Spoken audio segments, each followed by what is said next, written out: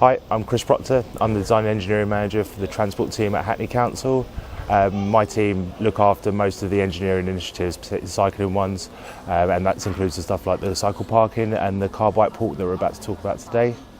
In terms of the car bike ports, as the one behind me, we've been doing a trial programme for the last 18 months or so.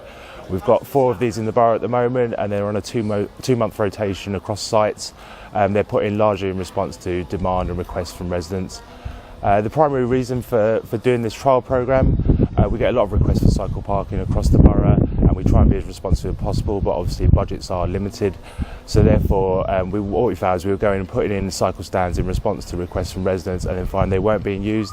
So by doing this on a 2-month trial basis initially, it allows us to kind of gauge demand up front and be more focused and targeted in our response. Also, the second real reason for doing this is that obviously in a lot of locations around the borough, particularly the south, there just isn't the space to accommodate parking on the footways. Therefore, we've obviously looking to take carriageway space, and which can be controversial with some residents and businesses. Doing this 2-month trial programme allows us to kind of gauge reaction again from local residents, a form of consultation, if you will. And so therefore we can kind of understand what people, whether they support it or not, and then we could possibly move into a permanent scheme. Overall, they've been extremely successful. We've got, as I said, 4 of these at the moment around the borough, and the list of sites that we're going to go to is probably about a year long, so I think there's plenty of demand moving forward.